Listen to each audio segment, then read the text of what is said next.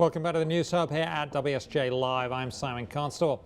It's time for Private Properties. We know you love it, which is what we have got. Lauren Schuker-Blum joining us now from the hardship location, Beverly Hills, California. Lauren, thanks for joining us. Thanks for having me. So let's start with these beautiful properties. Michael Jackson's last home on sale. That's right. So the home where Michael Jackson died in the summer of 2009 is finally sold for $18.1 million. And the house has been owned by Hubert Guez, who runs the Ed Hardy clothing brand. And it's bought by an investment banker for Cerberus Capital Management, Stephen Mayer. And it's going to be, the next sort of music legendary home.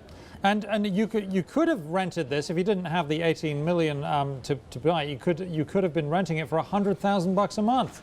Yeah, AEG rented it for Michael Jackson for that very steep price, which of course I'm sure was paid for by ticket sales. It's a lot to pay, even for a massive mansion in LA's Holmby Hills. This has like 13 bathrooms, a huge number of bedrooms. So it's a lot if you're not a pop star. That is a lot of money, $100,000 a month. Yeah. Okay, actor Albert Brooks has sold his home in Bel-Air. This one's a little cheaper. Yes, so this sold for about $6.3 million, and the actor Albert Brooks, who of course everyone knows from broadcast news and many other things, has sold the home. He bought it for about half the price back in 1992 and sort of saw it appreciate over time. And this was sold to a local LA businessman, we don't know who picked up the home. It has a pool, a huge number of grounds. It's kind of a ranch-style house, but it's still a pricey, hefty price tag. Very pretty. Okay, so Gianni Versace's mansion, a mansion once owned by him, has reduced its list price. Yes, so it's reduced, but it's still $100 million. So maybe it's prices you, Simon, out of the running. This house is sort of being watched by realtors all over the country. It was Versace's mansion. Peter Lofton, who's a kind of telecom mogul, bought it and turned it into, it was a private residence, and then it was sort of a boutique hotel, and there's a great restaurant there. So it's actually zoned for commercial and residential, which is quite rare.